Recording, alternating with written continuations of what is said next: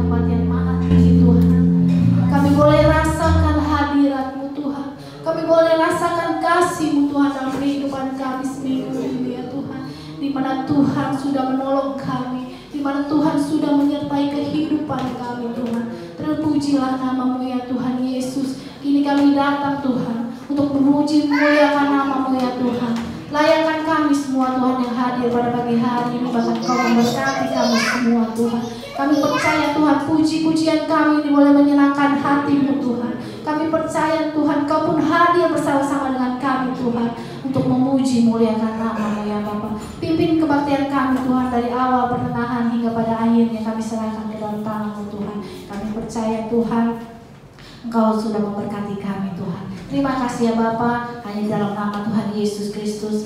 Haleluya. Amin. Silakan dulu.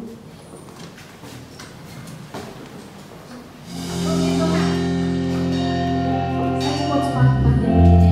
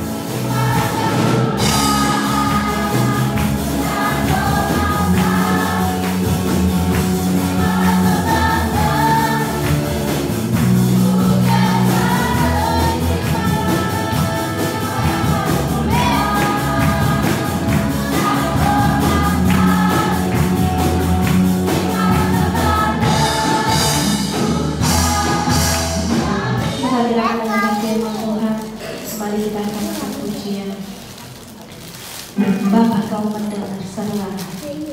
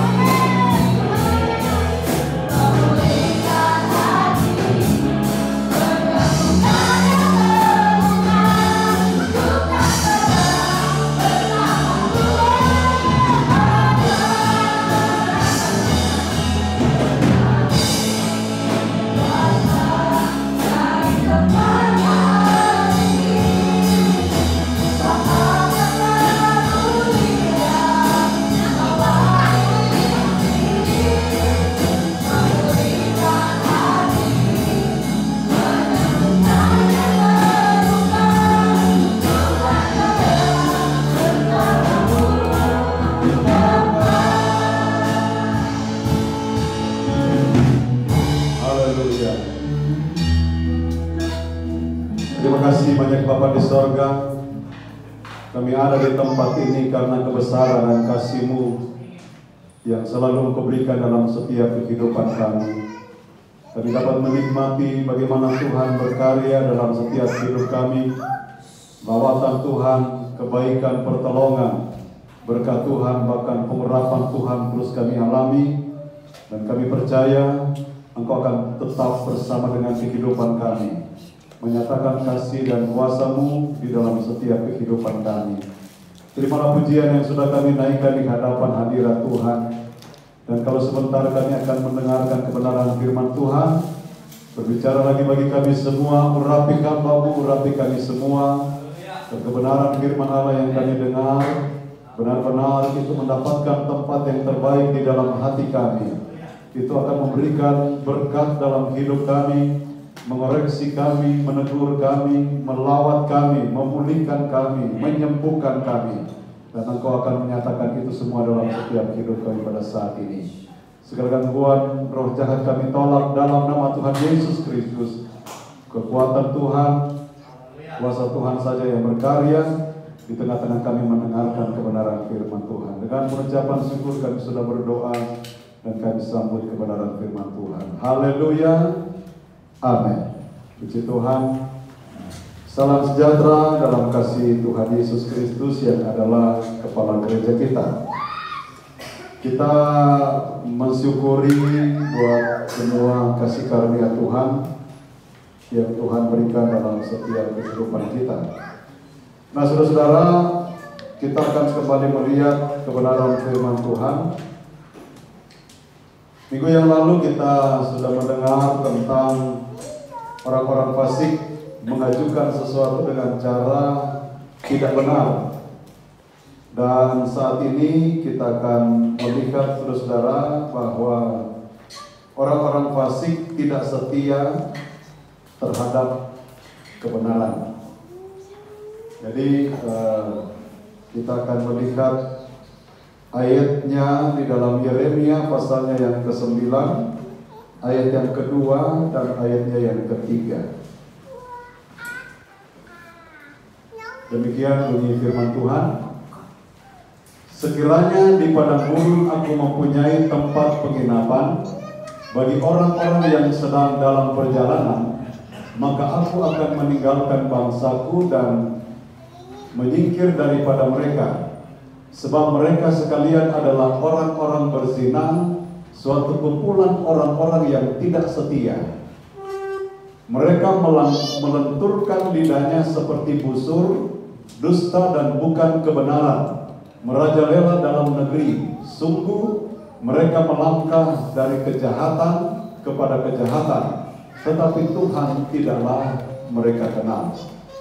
Nah, saudara-saudara, kita melihat di sini, kita berbicara tentang orang-orang Israel, di mana mereka berada dalam situasi yang benar-benar iman yang sangat terpuruk ketika itu. Dan Nabi Yeremia, dia diutus oleh Tuhan untuk memperingatkan mereka dan mengingatkan bagaimana keadaan mereka yang sebenarnya. Bahkan kalau kita melihat di dalam ayat yang kedua, bagaimana perasaan daripada seorang Yeremia, dikatakan bahwa kalau saja sekiranya di padang gurun aku mempunyai tempat penginapan bagi orang-orang yang sedang dalam perjalanan, maka aku akan meninggalkan bangsaku dan menyingkir daripada mereka. Sampai seorang utusan Allah ini, dia merasa bahwa karena orang Israel mereka tidak setia dalam kebenaran, dia sampai menganggap bahwa kalau saja ada satu tempat di padang gurun dan ada orang-orang yang dalam perjalanan, dia akan pergi ke sana meninggalkan orang Israel. Karena kejahatan yang dilakukan oleh orang Israel ini sudah sangat membuat hati Tuhan itu begitu terluka, menyakitkan hati Tuhan. Padahal saudara, kalau kita perhatikan bahwa Allah sangat peduli dengan bangsa Israel. Nabi ganti nabi itu diberikan, bahkan raja pun dipakai oleh Allah untuk menyampaikan satu berita atau menjadi penyambung lidah Allah, supaya mereka itu bisa menyadari bahwa Allah ini sangat peduli dengan kehidupan mereka. Allah ini sangat mengasihi bangsa Israel. Tetapi sebaliknya yang diperingatkan oleh bangsa Israel adalah hal-hal yang menentang firman Allah, ajaran atau aturan kebenaran yang Tuhan sampaikan melalui nabi-nabi, melalui utusan-utusan Allah, abdi-abdi Allah. Ketika itu mereka sepertinya tidak menghiraukan, tetapi mereka hanya menjalankan seperti yang mereka inginkan, yang sebenarnya itu bertentangan dengan kebenaran firman Allah. Nah, itu keadaan yang terjadi pada waktu itu kepada bangsa Israel. Nah, saudara-saudara, kalau kita perhatikan di dalam ayatnya yang ketiga, kita akan belajar dan mengambil dua hal di sana, saudara, yang kemudian saya melihat ini dijadikan sesuatu yang menjadi ciri atau ciri-ciri orang fasik yang dilakukan oleh orang Israel pada waktu itu. Nah, dua hal itu adalah, yang pertama, bahwa ciri-ciri orang yang tidak setia terhadap kebenaran. Yang pertama, mereka melangkah dari kejahatan kepada kejahatan. Jadi mereka ini saudara sudah tahu itu adalah satu kejahatan. Mereka sudah langgar. Tetapi mereka kemudian melangkah lagi kepada kejahatan yang lain. Seharusnya kan kalau seandainya menyadari bahwa kejahatan yang pertama dia sudah lakukan, lalu ada teguran firman Allah yang datang kepadanya, harusnya bertobat, menyadari diri. Tetapi langkah yang diambil oleh orang Israel ketika itu adalah tetap melakukan kejahatan. Jadi kejahatan demi kejahatan. Ayat yang ketiga kita melihat, mereka melenturkan lidahnya seperti busur, dusta dan bukan kebenaran, merajalela dalam negeri. Coba bayangkan saudara, misalnya kita kan pada waktu pandemi itu penyakit itu merajalela, bukan hanya di satu negara tetapi di seluruh dunia. Nah ini saudara-saudara dikatakan bahwa lidah seperti busur. Jadi busur itu kan kayak panah ya, dilenturkan. Busur itu tempat panah, dilenturkan. Artinya apa saudara? Siap-siap untuk dilepas, ancang-ancang untuk dilepas. Nah mulutnya itu tajam seperti itu.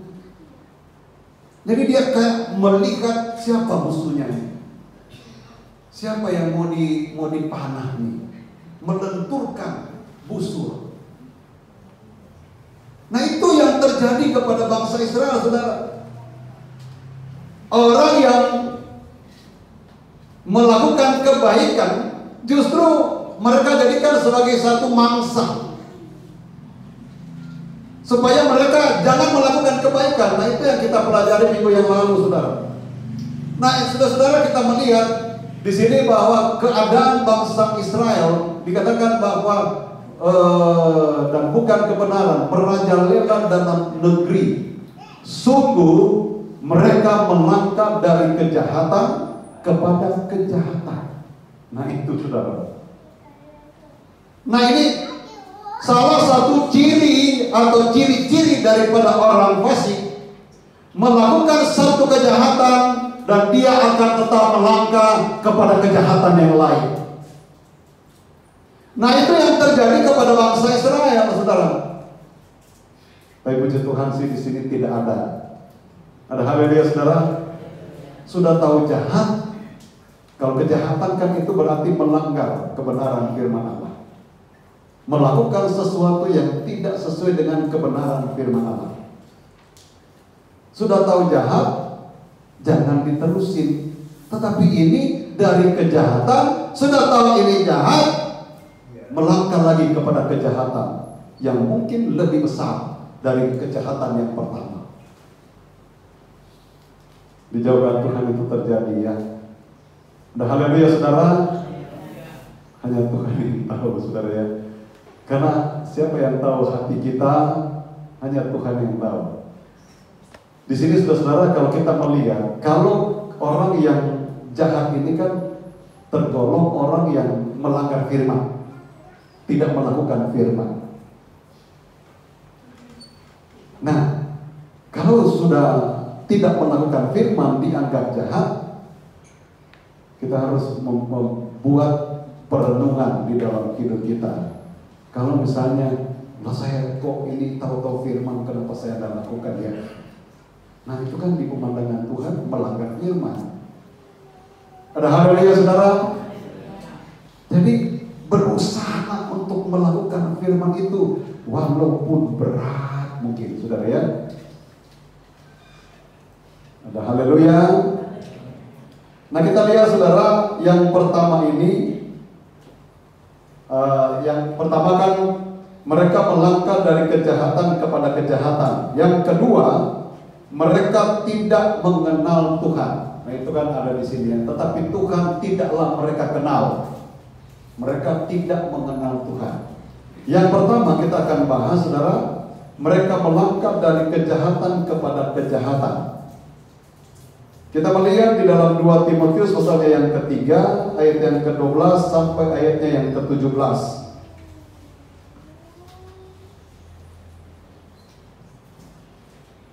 Memang setiap orang yang mau hidup beribadah di dalam Kristus Yesus akan menderita aniaya. ayat yang ke-13. Saudara, kita perhatikan di sini bahwa yang jahat itu akan tetap melakukan kejahatan. Sedangkan orang jahat dan penipu akan bertambah jahat. Ya. Mereka menyesatkan dan disesatkan. Saudara, ada banyak pengajaran sekarang. Kalau seandainya kita tidak pahami tentang kebenaran yang sebenarnya, yang murni, yang sejati, kita akan gampang terpengaruh dengan pengajaran di akhir zaman ini. Ada nabi-nabi palsu yang akan muncul, yang kelihatannya luar biasa, tetapi sebenarnya dia menyampaikan firman yang palsu. Ada motivasi di balik itu. Ya. Nah, kita melihat di sini saudara bahwa sedangkan orang jahat dan penipu akan bertambah jahat. Mereka menyesatkan dan disesatkan. Ayat yang ke-14. Tetapi hendaklah engkau tetap berpegang pada kebenaran yang telah engkau terima dan engkau yakini. Ada haleluya saudara. Kita sudah menerima kebenaran yang sesungguhnya. Pegang itu sebagai satu kekuatan. Modal kita untuk kita bisa melihat apakah ini sesuai dengan firman atau tidak. Yang saya percaya saudara, kalau itu berasal dari Allah, itu pasti murni. Kebenaran itu tidak bisa diganggu-gugat. Makanya kan ada ayat, tidak boleh ditambah dan tidak boleh dikurang. Tapi seringkali saudara-saudara yang di luar sana banyak sekali nambah-nambah dan bahkan dikurang-kurangin. Tapi puji Tuhan di sini nggak ada.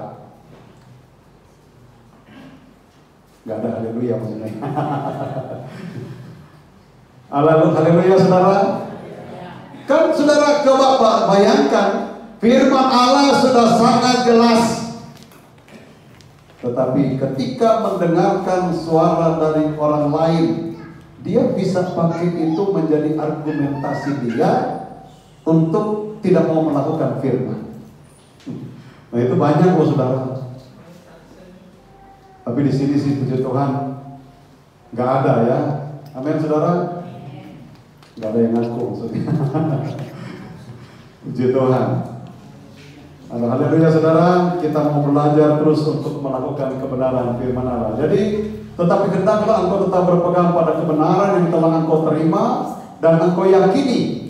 Jadi kebenaran itu harus saudara yakini. Jangan karena dengar si A, karena dengar si B, bisa goyang loh saudara. Jangan-jangan dia benar ya. Padahal saudara sudah jelas mendengarkan firman yang sesungguhnya. Nah ini hati-hati loh saudara ya. Dengan selalu mengingat orang yang telah mengajarkannya kepadamu. Saya percaya saudara, kalau itu sudah diawali dengan satu kebenaran yang disampaikan, itu adalah sesuatu yang murni dari Tuhan.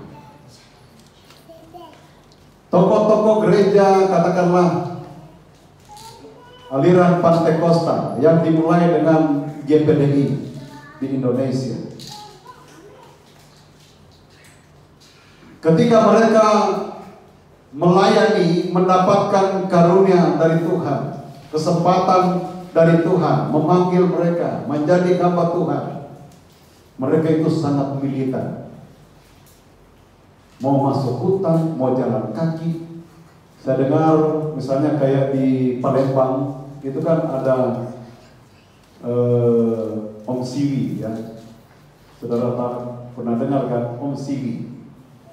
Itu di Palembang. Nah, bapaknya dulu dia perintis di Sumatera, khususnya di Palembang. Dan saya dengar saudara dia ke Lampung, di Bandar Lampung, dia naik apa namanya roda sapi ya, itu pergi tidak salah pernah jalan kaki dari Lampung ke Palembang. Nah, itu salah satu contoh. Nah, apakah dengan perkembangan sekarang yang begitu canggih, apakah kita melupakan mereka? Oh, sekarang kan bahkan saudara, hampir semua pendeta ada kendaraan. Lalu karena fasilitas yang ada sekarang, lalu kemudian kita melupakan mereka.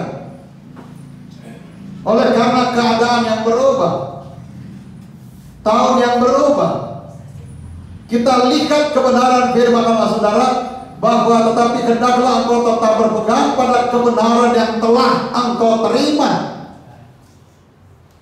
Ada haleluya saudara. Jadi jangan diubah sebagaimana Yakobus katakan di dalam Yakobus 1 ayat yang ke-17. Itu tidak ada perubahan karena oleh perubahan waktu, pergantian waktu, tidak ada yang berubah. Firman itu tidak bisa dirubah oleh karena teknologi, oleh karena keadaan, nggak bisa. Dan bahkan diingatkan bahwa engkau terima dan engkau yakini dengan selalu mengingat orang yang telah mengajarkannya kepadamu.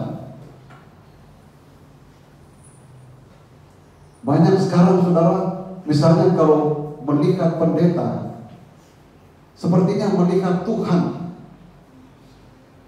Kalau misalnya dia, dia kaya, dia hebat, banyak mobilnya, jadi banyak orang yang suka ikut-ikut. Di mana dia pergi, dia orang ikut. Ada kan saudara ya? Tapi puji Tuhan sih di GPD pada mulia nggak ada ikut-ikutan seperti itu. Saya dulu pernah pengalaman ada yang kami layani di Lampung, anaknya sakit, dia dengar satu hamba Tuhan yang kesembuhan ilahi, dia pergi ke luar negeri, dia pergi banyak duit, nggak ada hasilnya, tetap aja anaknya sakit. Nah, ini kan sesuatu yang diperlihatkan oleh Allah dalam kehidupan kita, supaya jangan sampai saudara-saudara oleh karena perubahan sesuatu, apakah itu dari ekonomi, dari intelektual, karena banyak orang-orang pintar saudara-saudara, tetapi itu jangan sampai dijadikan sebagai dasar bahwa kalau dia pintar, kalau dia hebat, kalau dia fasih, oh itu berarti sudah benar. Nah, haleluya saudara. Kan ada seperti itu ya, puji Tuhan di sini sih nggak ada. Tetapi kita lihat kebenaran firman Allah, dasar yang telah kita dengar, kebenaran yang kita dengar, itulah yang harus kita jalankan. Nggak boleh kita ikut-ikutan, oh karena dia begini, karena dia begitu. Kelihatannya, jadi kita mau ikut yang mana? Mau ikut yang jasmani atau rohani? Karena ada saudara ya. Tapi puji Tuhan sih di sini nggak ada. Haleluya.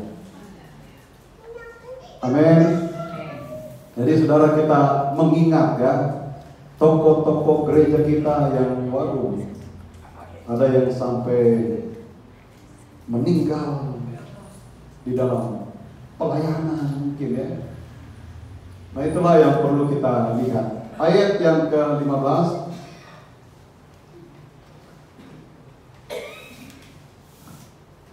Ingatlah juga bahwa dari kecil engkau sudah mengenal kitab suci yang dapat memberi hikmat kepadamu dan menuntun engkau kepada keselamatan oleh iman kepada Kristus Yesus. Nah, Rasul Paulus sementara menasihati Timotius. Ingat Timotius, dari kecil sudah mendengar, sudah mengenal kitab suci. Di sini ada yang dari sekolah minggu sudah mengenal kitab suci, bahkan dari rahim ibu sudah mengenal kitab suci, karena kan ibunya Kristen kayak kami di Manado sana saudara. Nah itu harus kita lihat, kita ingat juga bahwa dari kecil engkau sudah mengenal kitab suci yang dapat memberi hikmat kepadamu dan menuntun engkau kepada keselamatan oleh iman kepada Kristus Yesus. Ada haleluya saudara. Ayat yang ke-16. Segala tulisan, nah kita perhatikan, berbicara tentang kebenaran, tentang firman yang diberikan oleh Allah, yang diwahyukan oleh Allah. Apa yang kita harus terima dari sana? Segala tulisan yang dilihatkan Allah memang bermanfaat untuk mengajar, untuk menyatakan kesalahan, untuk memperbaiki kelakuan, dan untuk mendidik orang dalam kebenaran. Makanya kan seringkali khotbah itu kayaknya enak gitu ya, rasanya kayak susu, tapi seringkali juga seperti pedang bermata dua. Nah, kayaknya sampai, waduh, kayaknya kok kekuranganku disinggung nih. Nah, itu kan mengajar untuk menyatakan kesalahan. Jadi kita harus ingat loh saudara, bahwa kita tidak boleh menghakimi. Yang menghakimi kita adalah firman. Kan kita dilarang untuk menghakimi. Jangan engkau menghakimi supaya engkau tidak dihakimi. Tetapi yang menghakimi kita adalah firman yang dikatakan bahwa untuk menyatakan kesalahan. Nah ini kan firman. Lalu kalau seandainya secara hurufiah saudara dengar lalu kemudian mengarah kepada siapa yang berbicara, nah itu saudara-saudara kayaknya salah alamat.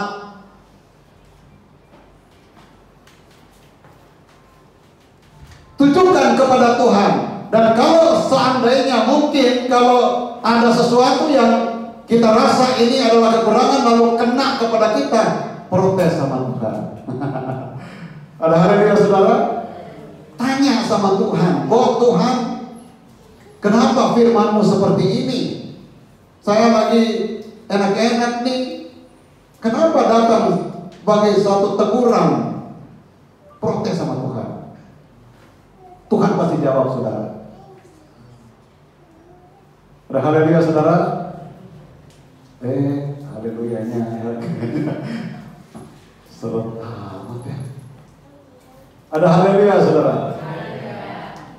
Loh ini penting loh saudara.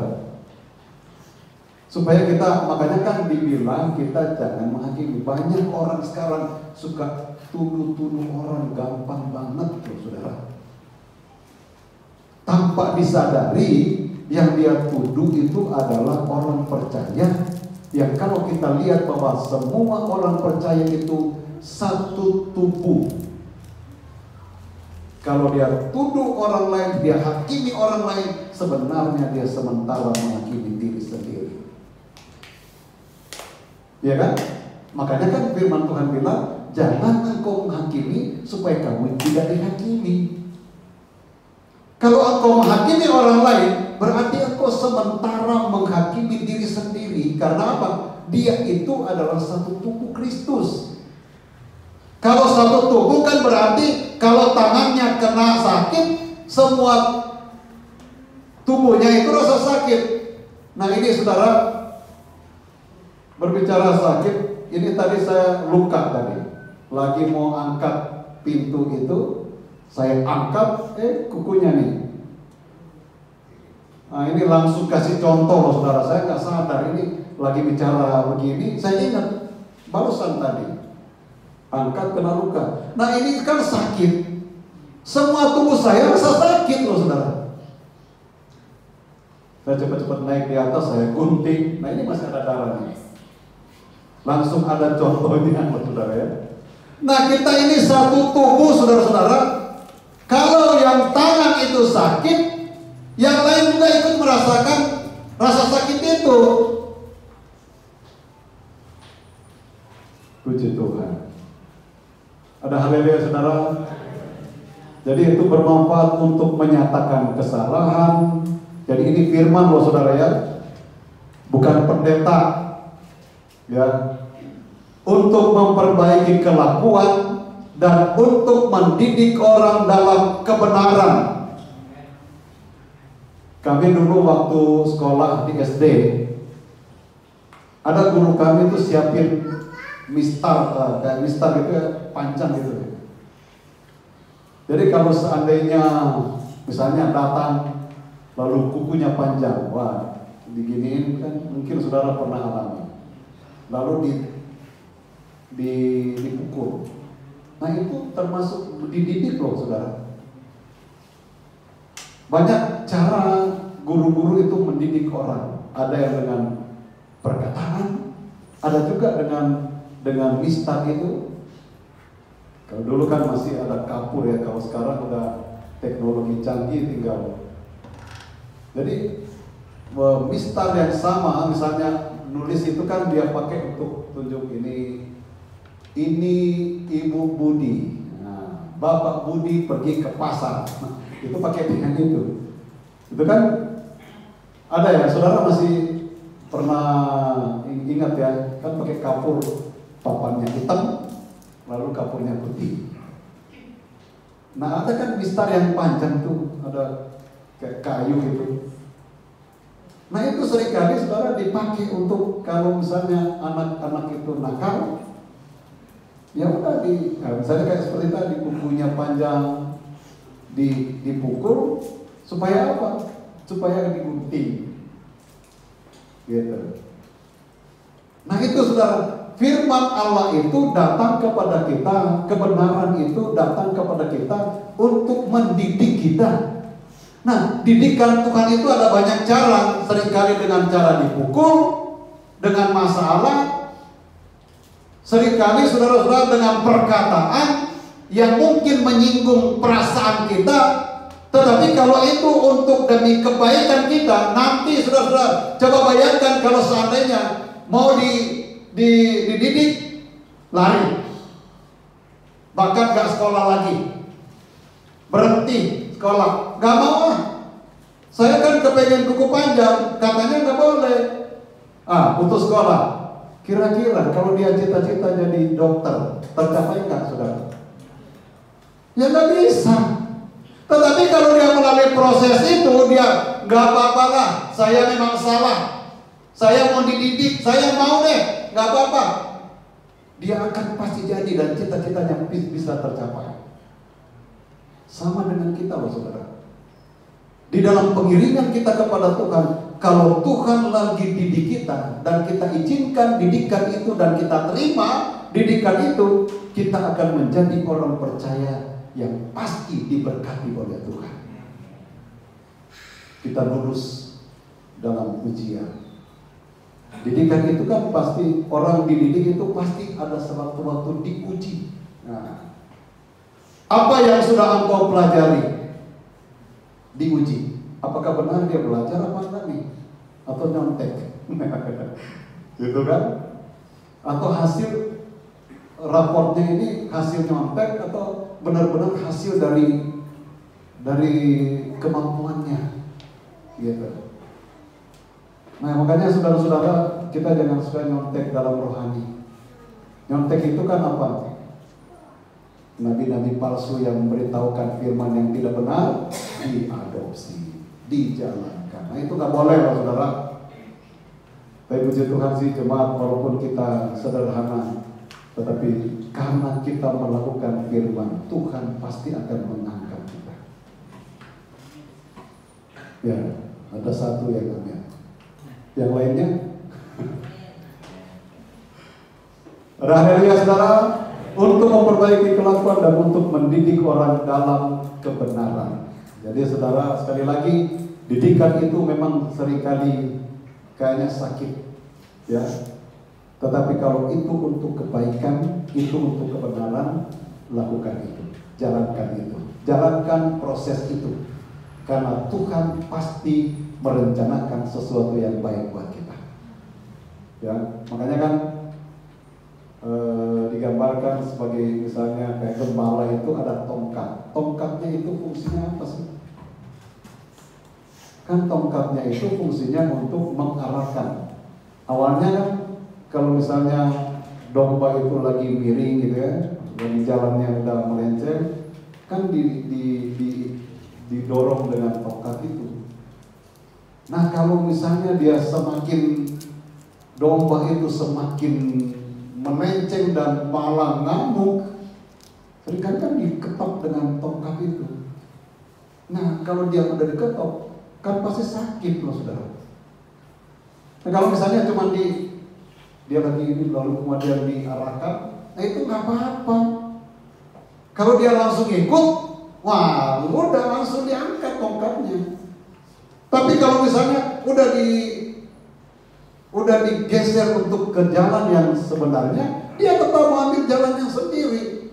Nah gembala, kalau dia gembala yang benar, dia pasti akan pukul domba itu. Dan biasanya gambaran domba itu pasti penurut. Ada haleluya saudara. Makanya kan kita umat Tuhan, orang percaya, digambarkan seperti domba, karena domba itu penurut. Domba itu gampang tersesat. Makanya ada firman buat kita yang mengarahkan kita. Ada didikan di sana. Tapi juga ada waktu-waktu di mana Tuhan menyediakan rumput yang hijau. Puji Tuhan. Ada haleluya saudara. Dan itu pasti akan kita alami loh saudara. Itu pasti, saya punya keyakinan. Kalau kita mengalami lembah-lembah kekelaman sebagaimana yang dikatakan di dalam Mazmur 100 berapa? 133 kalau tidak salah. Seringkali dibawa kepada lembah-lembah kekelaman yang mungkin itu dijadikan sebagai didikan Tuhan. Tidak apa-apa, tetapi ada juga Tuhan sediakan rumput yang hijau. Enak, kalau rumput yang hijau kan enak dipandang, diberkati. Puji Tuhan. Ayat yang ke-17. Dengan demikian tiap-tiap manusia kepunyaan Allah diperlengkapi untuk setiap perbuatan baik. Dilengkapi kita saudara ya. Karena kita melakukan firman, kita mau dididik, Tuhan akan lengkapi kita dengan perbuatan baik. Ya, karena kita ini orang-orang yang penuh kekurangan, kelemahan, kita sangat butuh Tuhan di dalam kita menjalani hidup ini. Wahyu 22 ayat yang 11 dan ayat yang ke-12. Orang jahat terus berbuat jahat.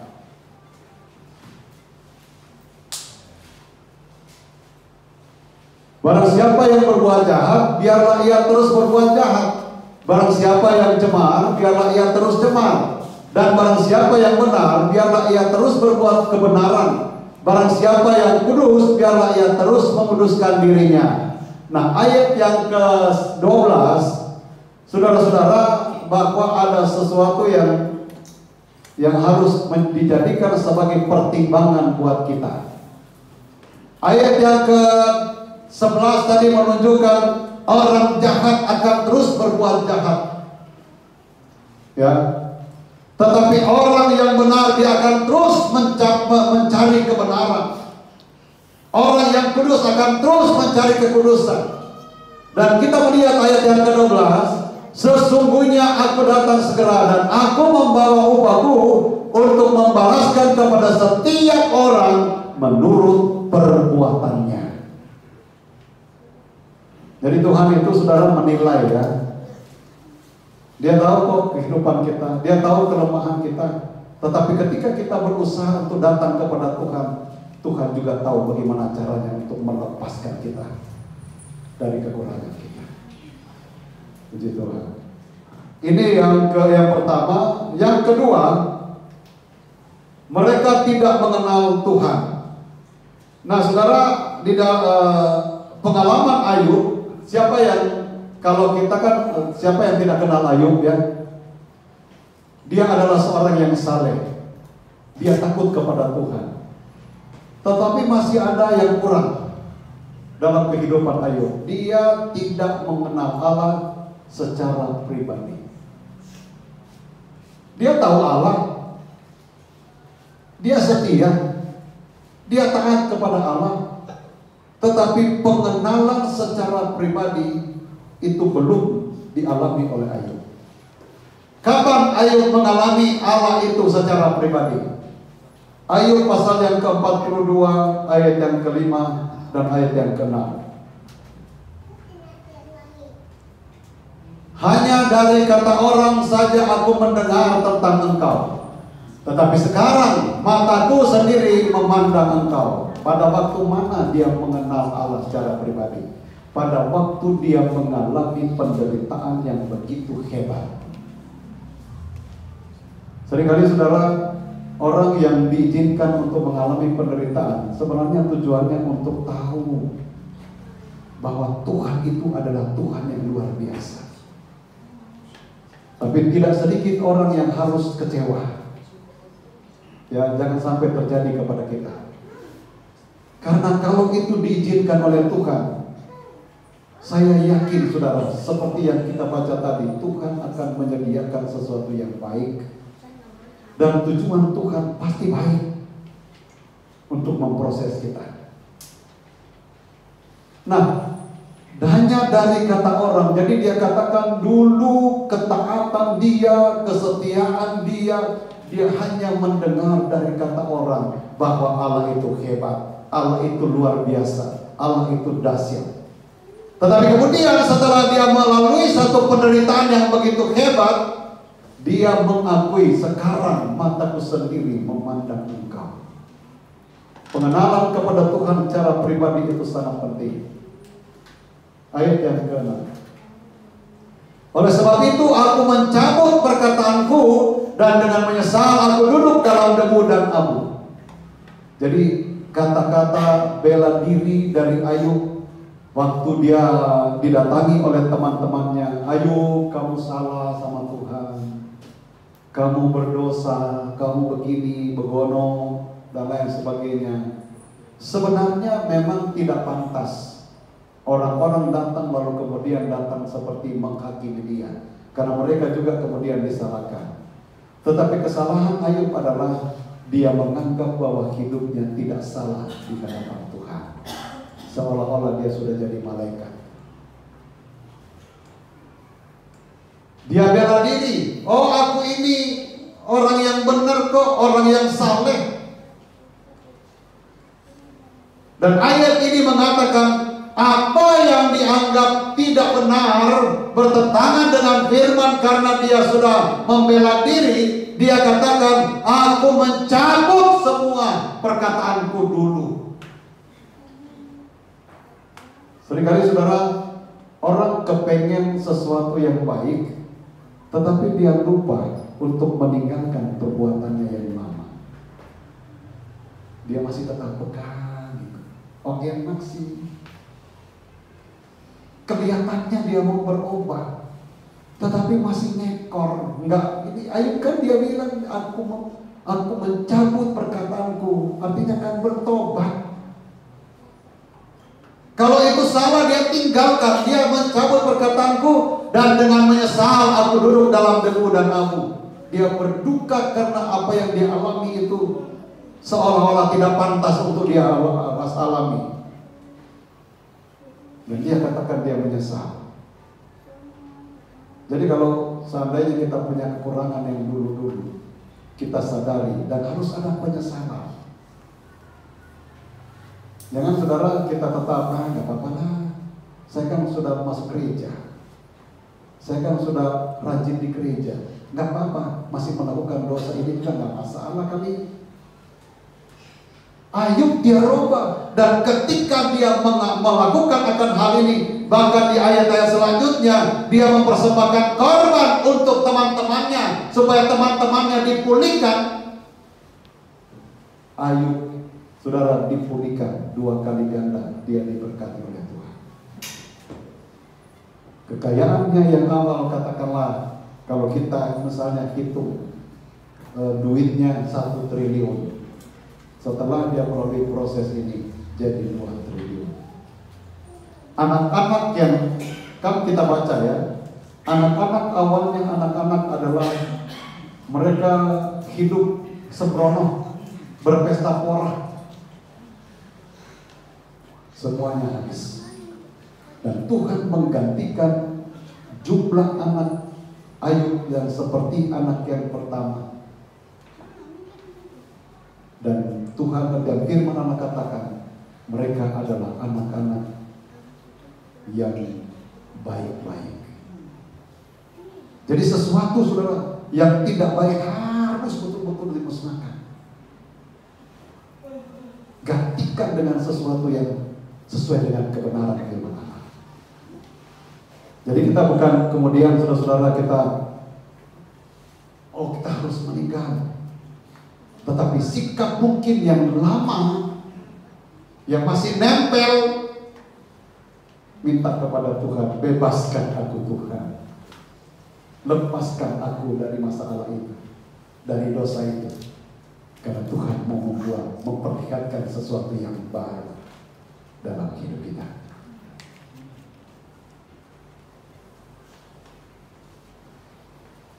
Puji Tuhan. Ini sebenarnya masih banyak ayatnya ya. Kita melihat saudara keadaan Yesus ditolak oleh orang Nazaret, orang Yerusalem. Dan mereka tidak menganggap dia sebagai Tuhan, tidak mengenal dia sebagai Tuhan. Dan karena mereka tidak mengenal dia sebagai Tuhan, orang yang menganggap dia hanyalah anak tukang kayu, anak Yusuf, anak Maria, yang saudara-saudaranya bersama-sama dengan mereka, mereka tidak mengalami mujizat. Dengan kata lain saudara, kalau percaya kepada Tuhan dengan sungguh-sungguh, pasti akan terjadi mujizat kepada kita. Dan contoh ini memperlihatkan bahwa oleh karena mereka tidak percaya kepada Tuhan, tidak ada mujizat yang dilakukan oleh Yesus kepada mereka yang tidak percaya. Jadi percaya kepada Tuhan adalah salah satu kunci untuk kita merasakan dan menikmati mujizat lewat mujizat. Itu pasti Tuhan akan berikan kepada kita. Mujizat yang terutama adalah keselamatan. Siapa yang percaya dan mengaku bahwa Yesus adalah Tuhan, maka dia akan diselamatkan. Dan itu yang akan menjadi bagian kita. Itu yang akan mewarnai perjalanan hidup kita untuk percaya kepada Tuhan. Artinya saudara, kalau percaya kepada Tuhan berarti serahkan seluruh hidup kita ke dalam tangan Tuhan. Apakah itu usaha kita, apakah itu pekerjaan kita, rumah tangga, keluarga, semuanya kita serahkan kepada Tuhan karena kita percaya kepada Dia. Dan kalau itu kita serahkan kepada Tuhan, maka Dia akan memperlihatkan kemuliaannya kepada kita. Mujizat lewat mujizat, Dia pasti akan nyatakan kepada kita.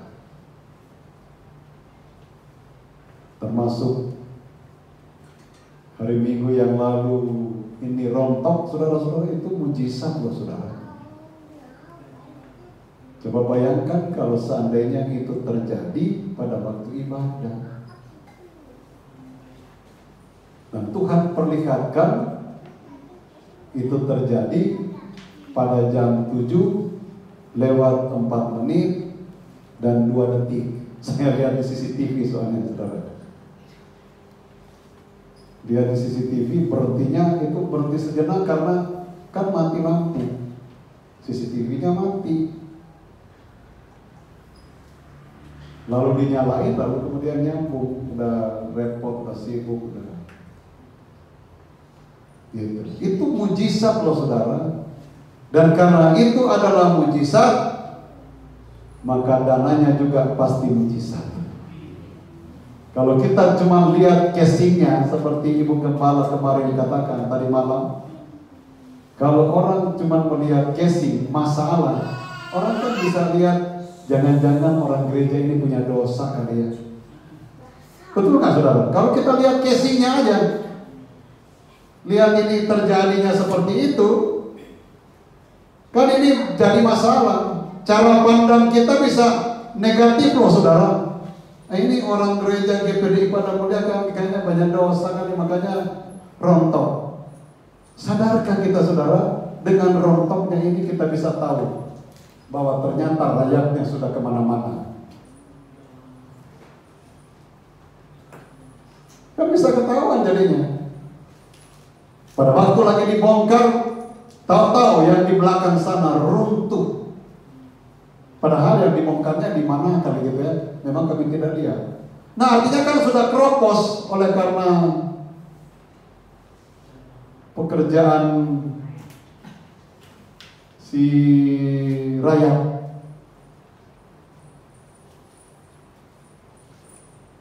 Dan Tuhan baik dalam hidup kita saudara ya. Dia pasti tidak akan mengecewakan kita. Ya, jadi kita percaya kepada Tuhan, pasti akan terjadi mujizat. Jangan sampai saudara di dalam hati kita meragukan tentang Tuhan, seperti yang dilakukan oleh orang Yerusalem. Yang itu ada di dalam Matius 13 ayat yang ke-54 sampai 58. Kita melihat 3 ayat lagi. Ini sudah mau selesai ya saudara ya. Yudas pasal yang pertama, kita baca dulu ayat yang keempat. Dan lalu kita sambung ayat yang ke-25 dan 24 dan 25. Sebab ternyata ada orang tertentu yang telah masuk menyelusup di tengah-tengah kamu, yaitu orang-orang yang telah lama ditentukan untuk dihukum. Mereka adalah orang-orang fasik yang menyalahgunakan kasih karunia Allah kita untuk melampiaskan hawa nafsu mereka, dan yang menyangkal satu-satunya penguasa dan Tuhan kita Yesus Kristus. Mereka sangkal. Ada loh saudara yang begitu. Tapi di sini tidak ada ya. Ada yang nyelusup. Yusuf ya. Ini kan jelas. Sebab ternyata ada orang tertentu yang telah masuk menyelusup di tengah-tengah kamu, yaitu orang-orang yang telah lama ditentukan untuk dihukum.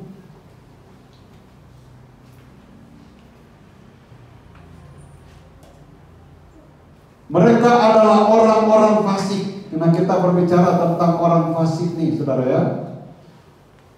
Mereka menyalahgunakan kasih karunia Allah kita untuk melampiaskan hawa nafsu mereka, dan yang menyangka satu-satunya penguasa dan Tuhan kita Yesus Kristus. Mereka nggak percaya kepada Yesus. Ayat yang ke-24.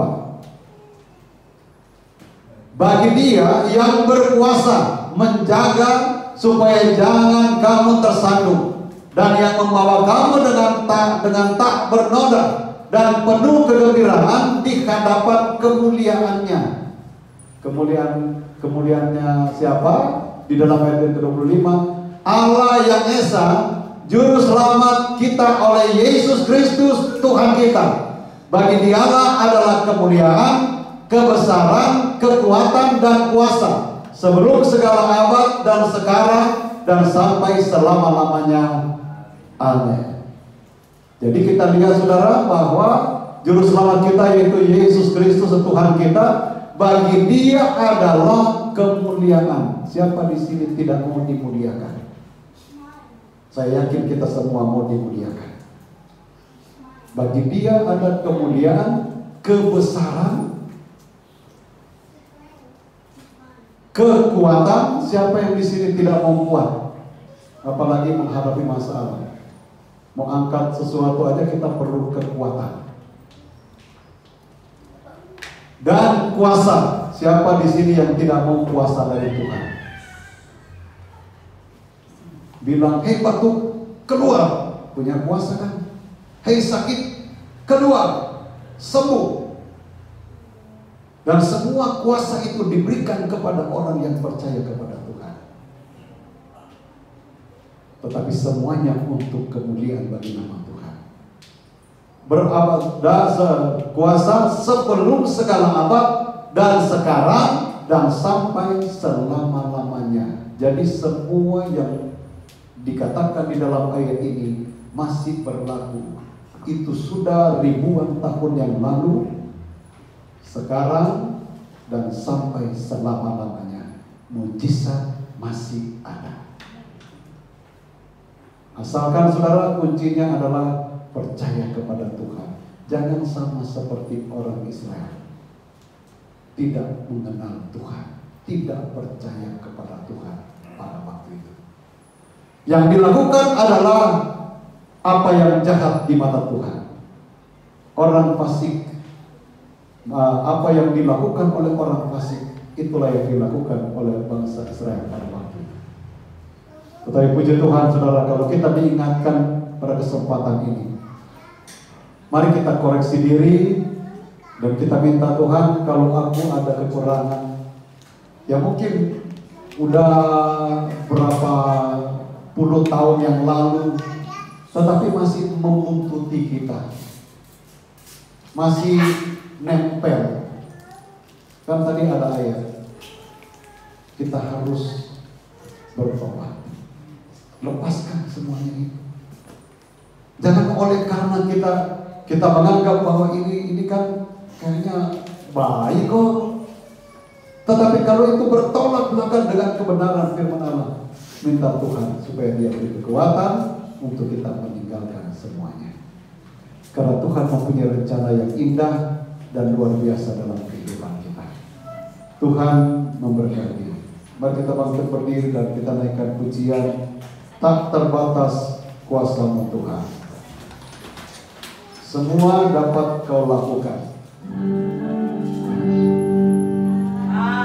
Terbatas kuasa-Mu Tuhan, semua dapat Kau lakukan. Apa yang kelihatan mustahil bagiku, itu sangat mungkin bagiku. Di saat ku tak berdaya, kuasa-Mu yang sempurna, tentu tak ku percaya. Mujizat itu nyata, bukan karena kekuatan, namun kemuliaan Tuhan. Tentu tak ku percaya. Mujizat itu nyata, tak terbatas kuasa Tuhan. Kita serahkan kepada Ibu Gembala. Tak terbatas kuasa-Mu Tuhan.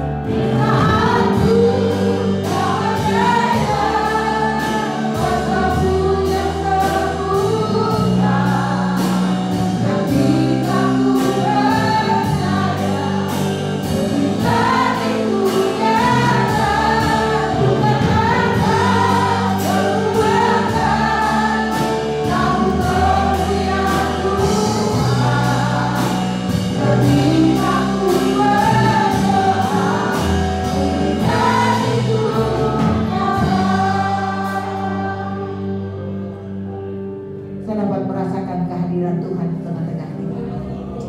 Di mana ada hadirat Tuhan, di mana Tuhan hadir, di situ mujizat Allah terjadi. Kalau ada yang sakit,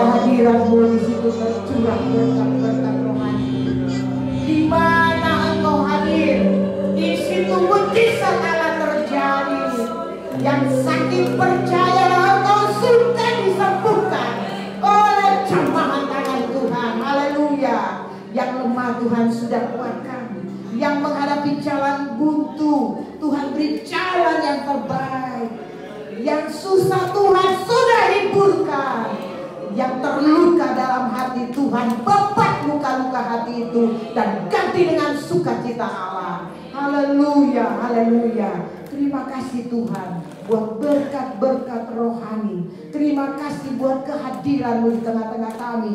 Terima kasih buat lawatan-Mu bagi kami semua. Kami yakin dan percaya kami yang hadir pada pagi hari ini sudah diberkati oleh Tuhan, sudah disembuhkan oleh Tuhan, sudah dilawat oleh Tuhan, diberikan jalan keluar yang terbaik, dan Tuhan sudah hiburkan kami yang susah. Terima kasih Bapa, terima kasih Tuhan, terima kasih Roh Kudus. Engkau begitu dahsyat dalam kehidupan kami. Berkati hamba-Mu yang sudah melayani kami dengan firman-Mu. Tuhan pakai, Tuhan urapi dia, jadikan dia berkat-Mu, kekuatan, kesehatan Tuhan karuniakan kepadanya. Dalam nama Yesus kami sudah berdoa dan terima firman-Mu. Haleluya, haleluya, amin. Puji Tuhan. Silakan duduk. Tuhan memberkati saudara-saudaraku sekalian. Mari kita bangkit berdiri dan mengakhiri ibadah pada pagi siang hari ini. Doa Yabes, saya kembalikan kepada Bapak Gembala.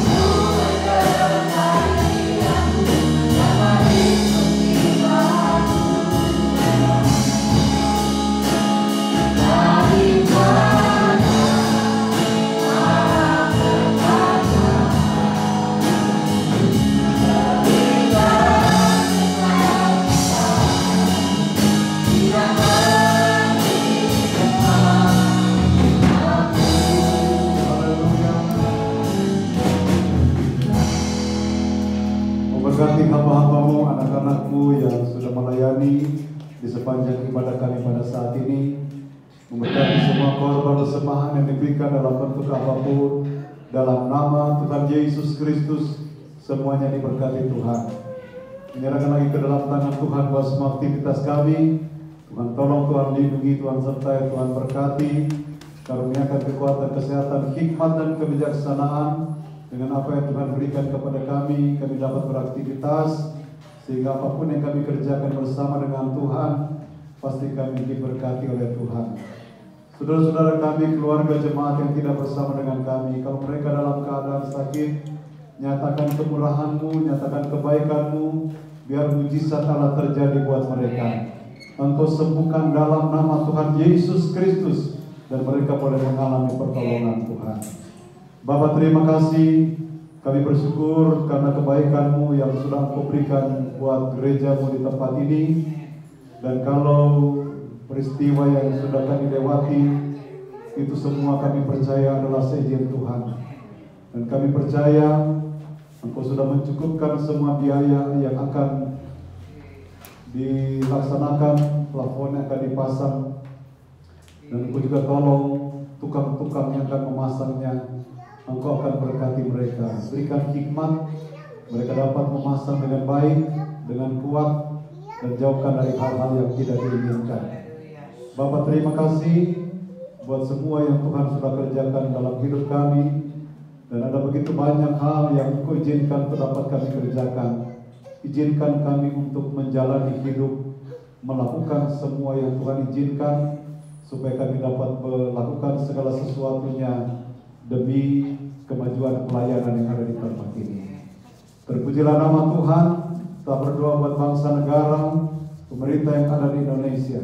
Pulihkan, selamatkan bangsa kami ini.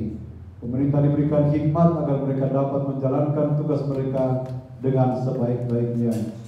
Terima kasih Bapa, sebentar kami akan kembali pulang seperti dalam perjalanan kami.